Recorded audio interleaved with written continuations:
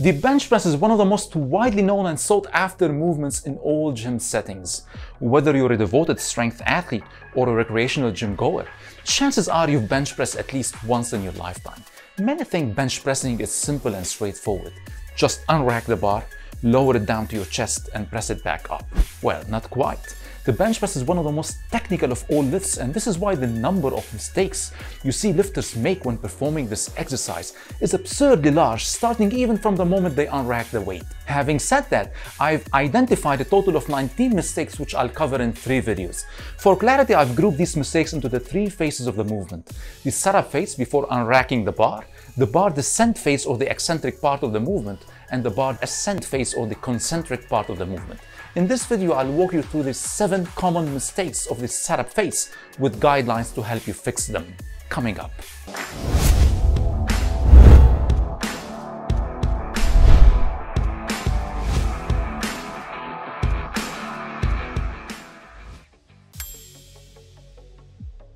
The way you grip the barbell can make or break your lift and your wrists too. If you grip it too high in your palm or too low around your fingertips, your wrist will bend backwards. This won't only hurt them, especially as the weights get heavier, which will strain your joints and tendons, but will also make you lose strength, since the line of force from your elbows and forearms will not point directly through the barbell. Instead, you should grip and squeeze the barbell deep into your palm and keep your wrists slightly bent in a neutral position. When you squeeze the bar, you activate the muscles in your forearms, hand and triceps, while also reinforcing your body's overall tightness. Another faulty way of grabbing the bar while bench pressing is the thumbless grip. This will not only make it much harder to maintain a neutral wrist position throughout the exercise, but will also increase the risk of losing your grip altogether and dropping the bar on yourself. People are killed in gyms every single year because of bench pressing accidents, and the use of a thumbless grip is no doubt a contributing factor. To be on the safe side, always wrap your entire thumb around the bar in an overhand grip. This could potentially save you from a sudden accident, and at the very least align your wrists in the proper position for increased bench press strength and decreased joint stress.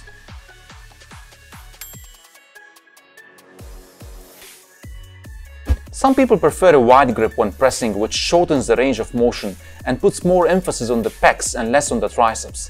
Others opt for a narrow grip, putting more pressure on their triceps than on their pecs. Either way, you should be careful if you grip the bar too wide or too narrow, as your forearms will be forced into an unnatural angle that may compromise your strength and increase the stress on your shoulders, elbows and wrists. Now the question is, how wide should you grip the bar for optimal chest stimulation and reduced joint strain? Well, the purpose of the bench press is to strengthen the pecs, shoulders and triceps, so it would make sense to utilize all of them during the movement using a neutral grip, which as a general guideline is also preferred for someone learning how to bench press. As each one of us has differing limb lengths and overall body structure, there's no single bench press grip width that will apply to every lifter. The goal is to find the specific grip width that causes your forearms to be perpendicular to the floor in the bottom position, with your wrists and elbows stacked directly on top of each other. You can play around with this using a lighter weight until you find the proper width for yourself. You can also videotape yourself from behind the bench to make sure you've adopted the correct position.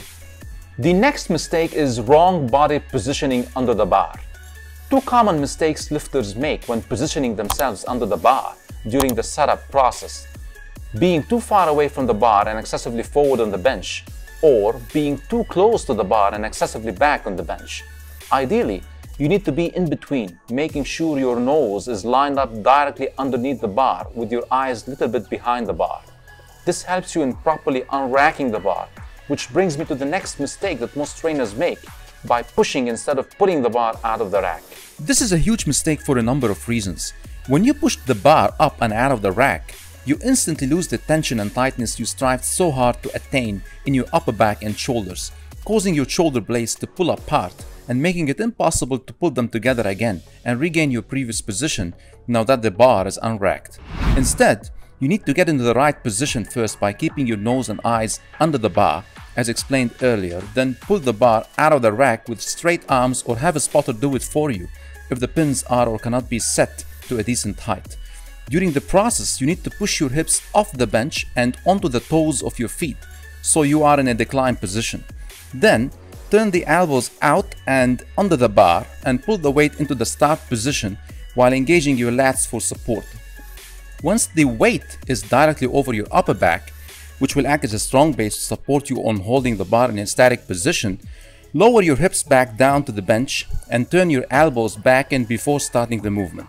Don't let the barbell drift forward towards your belly button or back to the rack. Next mistake is not allowing the bar to settle. This occurs when you immediately start pressing the weight after unracking without first waiting for the bar to settle over you.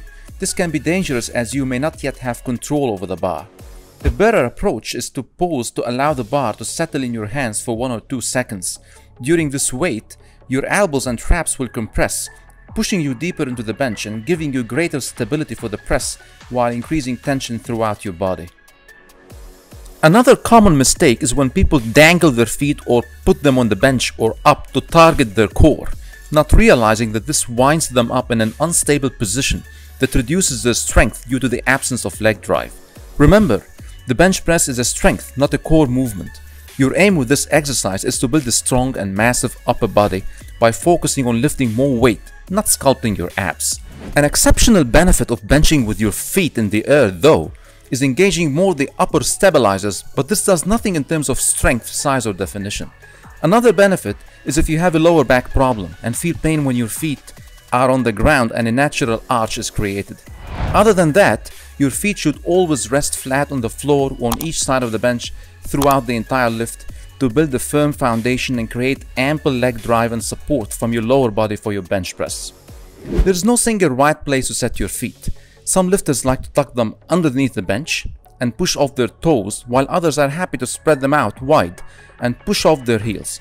Experiment and find what works best for you.